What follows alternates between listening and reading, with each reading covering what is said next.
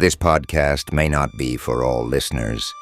Listener discretion is advised.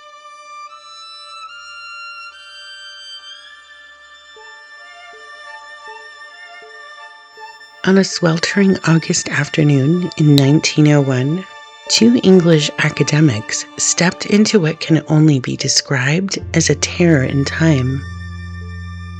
What happened to Charlotte Moberly and Eleanor Jourdain at the Palace of Versailles would haunt them for the rest of their lives and challenge everything we think we know about the fabric of reality. The past isn't as far away as you think. Come with me into the shadows of history, where these two women stumbled into what might be the most credible time slip ever recorded.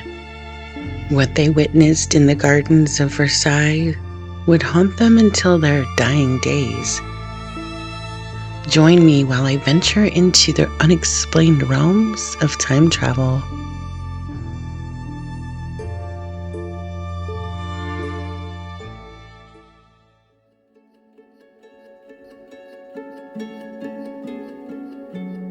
Charlotte Ann Moberly was born in Winchester, England on September 16, 1846. Born into the shadows of Victorian propriety, Charlotte emerged from a world where daughters of clergy were meant to be seen and not heard. The 10th of 15 children born to George and Mary Ann Moberly, she grew up in the looming presence of the Winchester Cathedral, where her father served as headmaster of Winchester College before ascending to become a bishop of Salisbury. The weight of religious expectations pressed down on the young Charlotte's shoulders like a winter coat. While her brothers received formal education, she and her sisters were taught primarily at home, a common fate for girls of their era. But Charlotte harbored a fierce intellect that refused to be caged by convention. She devoured books in her father's extensive library, often reading by candlelight long after the rest of the household had surrendered to sleep. These early years shaped her with an iron hand. The endless succession of siblings meant she often felt lost in the crowd, a ghost child drifting through the corridors of their home. Yet this very invisibility became her strength, allowing her to observe, to think, to form the sharp mind that would later lead her to become the first principal of St. Hugh's College in Oxford. But even as she rose to academic heights, those childhood years in the cathedral's shadow never released their grip. Perhaps they explained her later fascination with the supernatural. After all, she had spent her formative years in a place where the line between past and present, sacred and profane, was always treacherously thin. Born into Victorian shadows in 1863, Eleanor Jourdain emerged as the eldest of 10 children. Destined to bear the weight of expectations that came with being first, the suffocating propriety of the era shaped her early years as she navigated a world that barely tolerated educated women. In 1883, she dared to matriculate at Lady Margaret Hall in Oxford, a time when women were still viewed as intellectual curiosities rather than scholars. The crushing pressure to prove herself culminated in 1886 when she became one of the first women in modern history at Oxford to be examined. Like a specimen under glass, she endured the unprecedented scrutiny of being the first woman to undergo a viva voce examination. Her subsequent years were spent in the stifling confines of various teaching positions. She was a woman trying to carve out space in the suffocating male dominion of academia. Fate has a peculiar way of weaving dark threads together. In 1901, Charlotte Moberly was the first principal of St. Hugh's College and sought a vice principal This would bring Moberly-Jourdain directly to Charlotte. Eleanor was a figure who would become both her closest confidant and fellow witness to something that defied explanation. Their first meeting carried all the polite formality of Victorian academia, but beneath the surface lurked an instant recognition, a sense that each had found in the other a kindred spirit, who understood what it meant to exist slightly out of step with the ordinary world. With her penetrating dark eyes and reputation for scholarly brilliance, Moberly-Jourdain matched Charlotte's intensity. Both women had fought through a male-dominated academic landscape, carrying battle scars that most couldn't comprehend. Little did either suspect their professional partnership would lead them to the impossible. That fateful August afternoon at Versailles still lie ahead, waiting like a spider in its web. Their shared experience there would bind them together in a way that transcended mere collegiate collaboration, forcing them to defend their sanity against the world, eager to dismiss them as hysterical women. It seems that the universe had brought them together for a purpose far stranger than running a women's college. Their meeting wasn't just the beginning of a professional relationship. It was the first step into a mystery that would consume them both until their dying days. These two educated women decided to visit the Palace of Versailles on a perfectly ordinary summer day. They had no reason to expect anything unusual that day. They were simply tourists looking to admire the grandeur of French history. But history had other plans. As they wandered the grounds, admiring its beauty, something shifted. The two women realized they were lost in the woods. The air grew heavy and oppressive.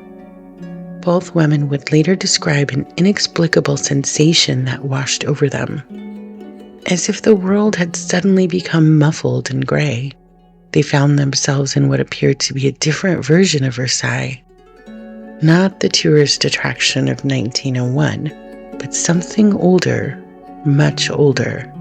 They encountered people in the 18th century clothing, but not costumes or reenactments.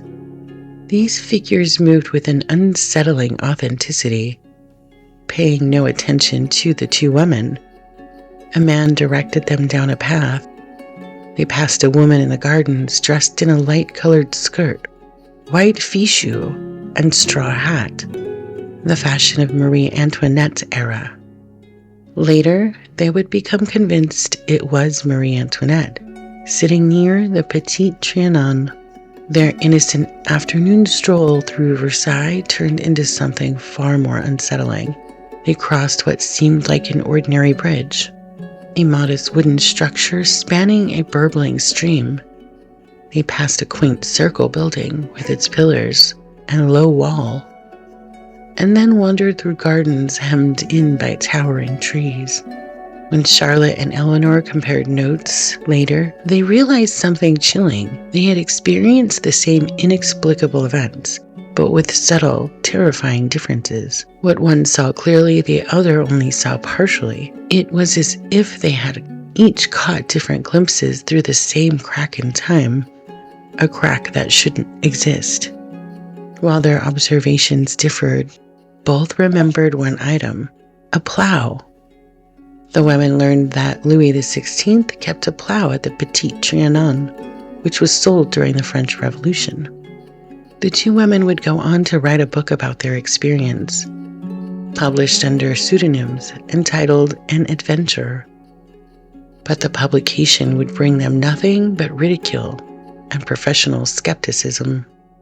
The academic world wasn't ready to accept that the two of its own had wandered into August 10th, 1792. When Charlotte returned in 1902 to the exact location, desperate to retrace their steps, she found nothing. The bridge had vanished, the pavilion gone without a trace. Even the wooded area where she had walked had seemingly been swallowed by time itself. But here's where it gets truly spine-tingling.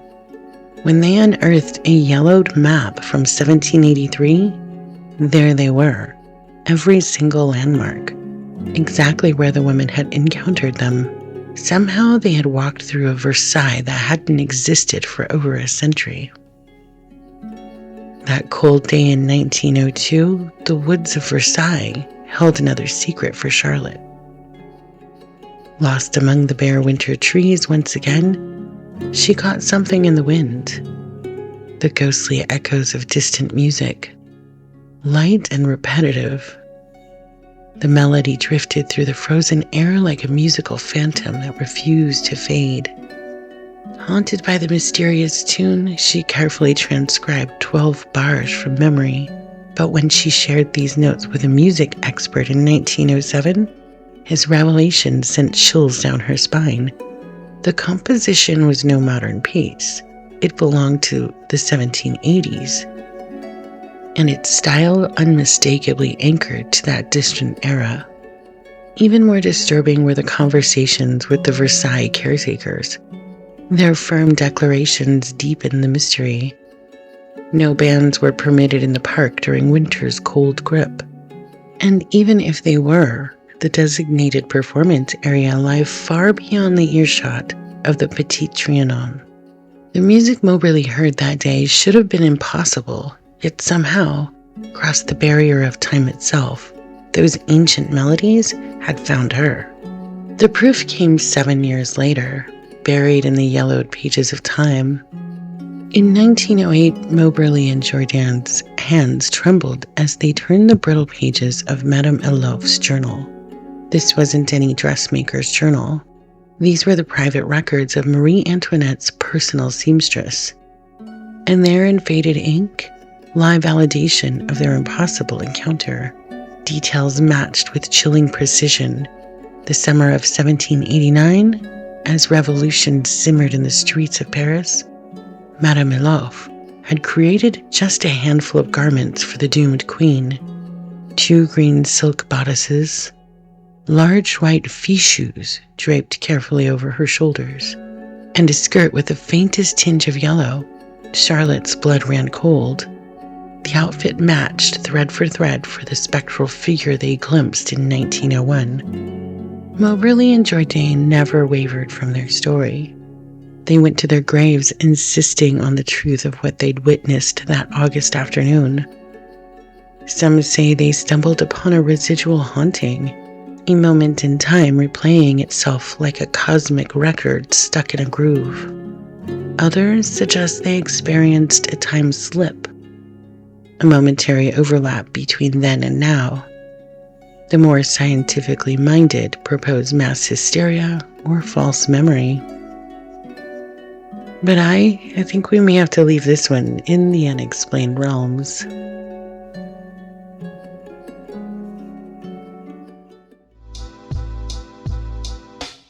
So I must ask you, dear listeners, what if time isn't the rigid forward march we assume it to be? What if it's more like a piece of fabric, and sometimes that fabric develops wrinkles or folds? Places where yesterday and today brush against each other like silk on silk? I wonder if the Versailles sits on a temporal thin spot, essentially a place or a moment where the physical and spiritual realms are thin. Though in my discussions with my exploratory friends, my show ambassadors, quick shout out to them. You two are my muses gifted to me by the universe. Namaste, my friends. Anyway, we chatted not long ago about time travel simply being remote viewing. It's always been kind of my belief. You have to let us know what you think. But as you drift off to sleep tonight, consider this. What if time isn't a river flowing in one direction, but an ocean with depths we've barely begun to fathom? Until next time, I'll leave you with a quote from Charlotte Moberly's writing. Some doors, once opened, can never truly be closed.